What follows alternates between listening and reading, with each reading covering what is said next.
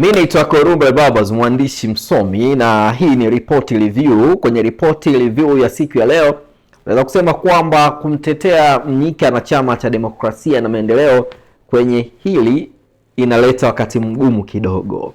Na jambo lenyewe ni hili hapa, tuitazame kwanza hii video.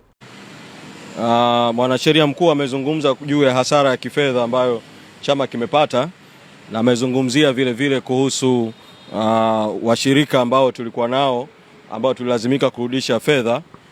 Sisi Chadema tulikuwa na ushirikiano na chama kimoja cha nje ambacho tulikuwa na mradi wa muda mrefu kidogo wa kujenga uwezo kwa wanawake maeneo mbalimbali ya nchi na masuala ya jinsia, na mradi huu ulikuwa unatekelezwa Tanzania bara na Tanzania Zanzibar. Kwa Tanzania kwa ujumla wake, Tanganyika na Zanzibar. Kwa hiyo kipindi ambacho tumewekewa zuio ni kipindi ambacho tulikuwa tunaendelea na mradi, na kwa mkataba tuliokuwa nao bado hata tulipokuwa kwenye zuio walikuwa bado wanaingiza fedha kwenye akaunti, na mpaka ilipofika mwezi Disemba tulikuwa na pesa ambazo ukizigeuza kwa pesa za Tanzania jumla ni shilingi milioni 918 za Kitanzania. Sasa zuio lilipoondolewa, ule muda wa kutekeleza ule mradi ulikuwa umekwisha. Tukatakiwa kurudisha fedha hizi ambazo zilikuwa zinufaishe wanawake wa Zanzibar, wanawake wa Tanzania bara katika majimbo na wilaya mbalimbali, kupewa mafunzo na kujengewa uwezo wa kiuongozi na uimarishe madawati ya kijinsia na masuala ya usawa wa kijinsia ndani ya chama. Kwa shilingi milioni 918 ikawa ni hasara ya moja kwa moja ya fedha taslimu. Katibu mkuu kasaini cheki kuzirudisha hizo pesa, na sio hasara kwa Chadema, hasara kwa Tanzania, kwa sababu washirika wetu wa kimaendeleo wanahesabu hizi ni pesa ambazo Tanzania imesaidiwa kwenye masuala ya demokrasia yanayohusu viongozi wanawake, lakini hawa watu walisababishia hiyo hasara kubwa. Hiyo ni sehemu ndogo tu. Kisha tuitazame hii video ya Ali Hapi. Leo nilikuwa nafuatilia vyombo vya habari. Mnyika anasema hapa katikati mwaka jana waliletewa pesa na wazungu milioni 900, lakini kwa sababu chama chao kilikuwa kimefungiwa kufanya shughuli, wale wazungu hela hizo wakazichukua zikarudi Ulaya. Kwa hiyo hawa wenzetu wanalipwa kila wakisababisha matatizo kwenye nchi, wanaposho, wanakula dola. Baadaye wanarudi jioni, mzungu anawaambia vipi bana, katiba mpya? Oh yes, oh man. Sasa tumesha kinukisha huko. Katoro pamewaka moto, Geita imewaka moto. Mzee, tuongezee posho sasa. Kwa hiyo kule mfadhili anagawa posho, inaingia. Nyie mnawaona watu wanameremeta, wanawadanganya tone. Nani anaishi kwa tone kwa kina Heche wale? Hawana ruzuku kwa sababu walisusia uchaguzi. Hawana hata 100 ya kuendesha chama, lakini mashavu yao yanameremeta. Wanaendesha magari mazuri, wanadanganya tone. No, wanapata fedha kutoka kwa mabwana zao. Sasa Nyarugusu, tuko tayari kuharibu nchi yetu kwa sababu ya watu ambao familia zao ziko Ulaya, ambao wanapewa dola. Sisi tunapata nini? Haya nayazungumza kwa uchungu mkubwa, na leo Mnyika amethibitisha waliletewa milioni 900. Wao wanasema za kujenga uwezo wa kina mama, kujenga uwezo wa kina mama Zanzibar na Tanzania bara. Uwezo gani wa kina mama wa kina Mnyika wanaujenga? Na ndio maana hamtawasikia wanazungumza kilimo, hamtawasikia wanazungumza umeme, hamtosikia wanazungumza afya, kwa sababu hayo mambo kule upewi hela. Ili upewe hela, sema katiba mpya. Ili upewe hela na mfadhili, sema utakinukisha, sema maandamano. Kwa hiyo ni mtaji, wanatutumia Watanzania kama mtaji wa kujinufaisha. Tuamke, hatuna nchi nyingine zaidi ya Tanzania. Wewe unaweza kumwona mtu mishipa inamtoka ukafikiri ni mkweli, akimaliza hapo wanachukua ile video anaituma kwa mfadhili. Fadhili anamwambia yes, very good. Kesho anachukua hela anakwenda kufanya mambo yake. Tuwakatae watu wa aina hii. Hawa ni wasakatonge, hawana nia njema na nchi yetu. Hawa ni watu waongo, hawana nia njema.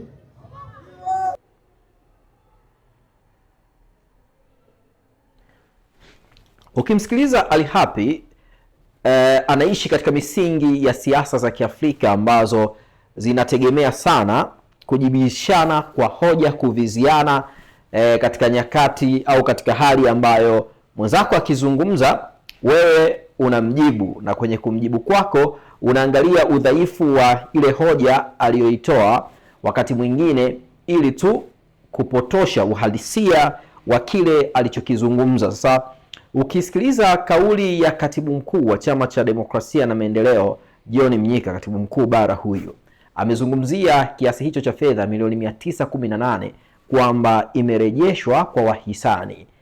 Sio vibaya kutoa hiyo statement na haina makosa yoyote, lakini ukisikiliza kauli ya Ali Hapi ukatoa kwamba huyu ni katibu wa jumuiya ya wazazi wa Chama cha Mapinduzi Ali Hapi, na ukatoa hii ya kusema kwamba John Mnyika ni katibu wa Chama cha Demokrasia na Maendeleo, ukatoa alafu ukawaacha watu wawili wazungumze, unahisi utasimama upande wa nani? Ikiwa umeshawahi kusikia kwamba kuna taarifa kwamba wanasiasa au wanaharakati wanapata ufadhili au fedha kutoka nje, hasa katika nchi za Kiafrika, na kuchochea machafuko ama vurugu.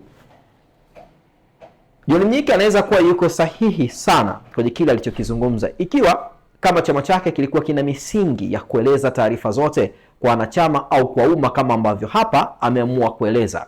Wakati wanaingia kwenye mkataba na hiyo shirika au hao wahisani, angeeleza kwamba tumeingia, au chama kingeeleza kwamba tarehe fulani leo tumeingia ushirika na taasisi fulani kwa ajili ya jambo 1, 2, 3.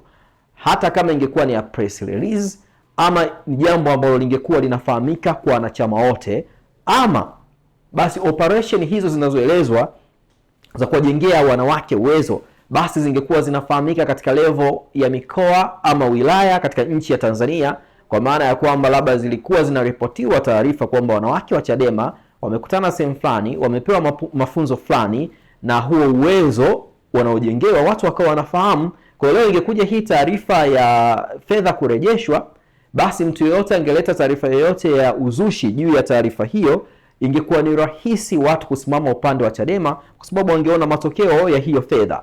Lakini kingine ametaja washirika. Hii ni taarifa ambayo yeye ameamua iwe wazi kwa umma, ndio maana kaizungumza, lakini hajaainisha hao washirika ni washirika wa shirika lipi, au kama ni nchi gani ambayo imekuwa ikiwa support hivyo, kwa sababu kuna baadhi ya mashirika yananyoshewa vidole kutokana na masharti ya misaada au ya sapoti zao wanazozitoa katika nchi za Kiafrika. Kwa hiyo ambacho Chadema kupitia John Mnyika hapa inatia mashaka kwamba hii kauli leo hii imetolewa katika nia njema huenda, lakini kuna watu tayari wanaigeuza kuwa kwa nia mbaya, huku wakirejelea kwamba kama hili jambo lilikuwa linafanyika kwa nia njema, mbona tujawahi kuona hizo harakati? Na kama zipo, kwa nini hazikuwahi kuripotiwa? Zilikuwa ni za siri, na kama ni za siri zimewajengea uwezo wanawake wangapi? Hizo takwimu pia hazikuwahi kutolewa. Kwa hiyo ukirudi kwa Ali Hapi anayetengeneza hoja hiyo ambayo unaweza ukaichukulia tu kisiasa na nini, lakini kuna wakati inakupa uhalisia wa wewe kuumiza kichwa kwamba Chadema tunaamini kwamba wako smart sana hawa watu. Inakuwaje wanaingia kwenye mtego huu ambao mwanasheria mkuu wa chama alizungumza na John Mnyika alizungumza katika nyakati ambazo wanafahamu kabisa hakuna hadidu rejea ambazo ziliwahi kubainisha kwamba kuna hicho kiasi cha fedha wamewahi kukipokea. Lakini pia kulikuwa kuna haja gani ya kuzungumza hilo ikiwa awali hawakuwahi kulizungumza katika namna hiyo ambayo wameweka wazi? Na mimi ungepata nafasi ya kurudi katika mazingira yale kwenye siku ile katika wakati ule na kuzungumza, wasingegusia kabisa hilo jambo la hiyo fedha, kwa sababu hizo fedha zilikuwa zinawahusu wao Chadema na hao wahisani au hilo shirika ambalo lilikuwa linawapatia hizo fedha. Kwa hiyo kwa hivi sasa kuwatetea Chadema kwenye hili na kilichotokea ni ngumu sana, na mimi ni washauri tu kwamba wasiliache lipite hivi, kwa sababu unavyofahamu siasa za majukwaani, hii itakuwa ni fimbo ya kuwachapa kweli kweli, na itapunguza pia hata wale walikopo wakiwaamini na kuamini katika tone na kuchangia michango kwamba chama hakina fedha, waanze kupata mashaka kama mlikuwa mnapokea fedha hizo. Na tone haijaanza mwaka huu, imeanza mwaka jana, na hizo fedha inaeleza kwamba kuanzia mwaka jana zilikuwa zinaingia. Unawapaje moyo watu wa kuendelea kuchangia ikiwa tayari kuna fedha unadai kwamba umezirejesha? Na kibongobongo tunafahamu tu, ukiacha kuwa mwaminifu sana au ukiacha baadhi ya watu ambao wanaaminika kwa uaminifu, labda viongozi wa dini au watu fulani wenye imani, watu hawaamini kabisa wanasiasa kwamba mwanasiasa anawezaje kurudisha fedha. Yaani anashindwaje kucheza na karatasi kuonyesha kwamba zimetumika. Kwa hiyo kuonyesha unarudisha fedha alafu unakuja tena kuchukua hiyo tone kwa wanachama wako au kwa watu wengine, wakati mwingine inaweza ikawafikirisha na kupunguza hiyo morali ya kuchangia.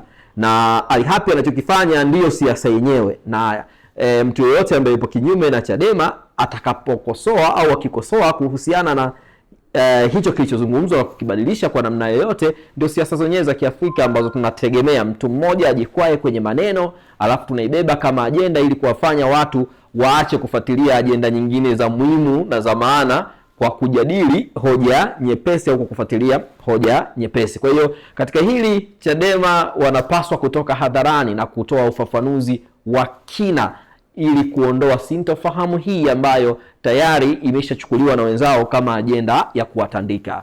Hii ni Ripoti Review kwa siku ya leo. Wewe una maoni gani juu ya hicho ambacho tumekichambua kwenye ripoti hii ya kupitia hizo taarifa ambazo umezitazama hapa Global TV? Weka komenti yako hapo chini kistaarabu. Kwa heri. Hii ni Arusha Condo Hotel, hoteli ya kisasa iliyopo Kaloleni katikati ya jiji la Arusha. Muonekano wake ni wa meli iliyobeba kila kitu. Namba 1, kuna maduka ya biashara. Namba 2, ofisi za taasisi mbalimbali. Namba 3, ndo hoteli yenyewe sasa. Hapa utahudumiwa na wahudumu nadhifu wenye taaluma na kazi yao. Kwa ajili ya usalama, milango yote inafunguliwa kwa kadi maalum zinazotumia umeme. Ukiwa ndani ya hoteli, unaweza kuona mji wa Arusha vizuri na kupata upepo mwanana kutoka katika vilima vya Mlima Meru. Kuna sehemu tulivu kwa ajili ya kupata chakula kizuri kilichopikwa hapa kutokana na oda yako. Arusha Condo Hoteli inakukaribisha kuja kupumzika hapa. Kwa mawasiliano zaidi, arushacondohotel@gmail.com. Simu 0747 705 090 na 0676 705 090.